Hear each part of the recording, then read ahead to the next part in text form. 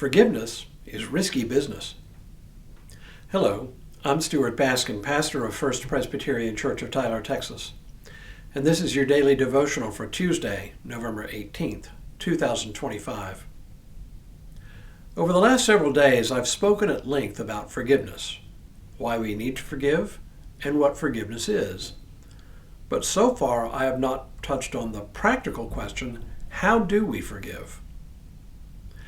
It is often said that hanging on to one's anger at someone is like drinking poison and hoping the other person dies. Which is to say, you may be as angry as sin, but your anger doesn't necessarily result in an appropriate resolution. Instead, anger that we keep nursing just keeps eating away at us from the inside.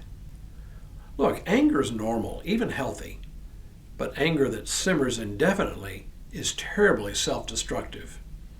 Forgiveness is one of the only ways I know to finally let go of anger, the kind of anger that has become self-destructive. Paul offers these helpful words to frame our conversation. He writes, "My friends, if anyone is detected in a transgression, you who have received the Spirit should restore such a one in a spirit of gentleness. Take care that you yourselves are not tempted. Bear one another's burdens, and in this way you will fulfill the law of Christ. For if those who are nothing think they are something, they have deceived themselves. All must test their own work. Then that work, rather than their neighbor's work, will become a cause for pride. For all must carry their own loads." In other words, forgiveness itself is relatively straightforward.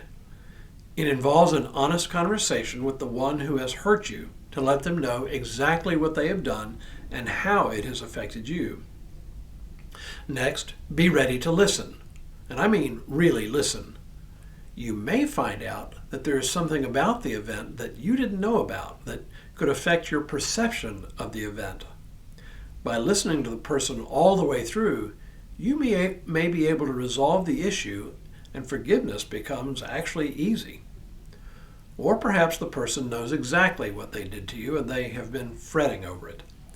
Assuming you are prepared to offer forgiveness, your act of forgiveness can relieve the other person of their burden, while also removing the anger that is eating away at you.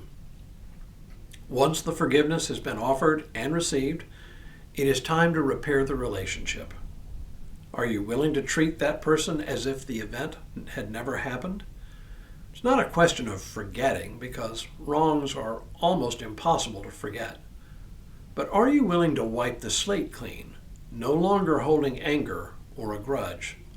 That's forgiveness. Still, it turns out forgiveness has a lot of moving parts. Did someone really mean to harm you, or did they harm you unintentionally? Are you overreacting to something trivial? Is it a case of simple misunderstanding? These are questions you have to ask yourself before speaking to the other person. But as long as there is a barrier between you two, and it is important to remove the barrier, a conversation is really important to have. Now, there is one very important caveat to forgiveness. If the act of forgiveness serves to make you feel morally superior to the other, if the act of forgiveness is really just an act of shaming someone to make them feel awful, then I suggest forgiveness is not actually being offered at all. Instead, what we have is a case of passive-aggressive behavior masquerading as a virtue. Examining one's own motives is important here. At the end of the day, there are 3 questions one needs to ask in order to forgive. First, is it redemptive? Does it have as one of its goals the relieving of another person of the burden of guilt that they carry? Second, will it relieve you of your burden of anger and resentment?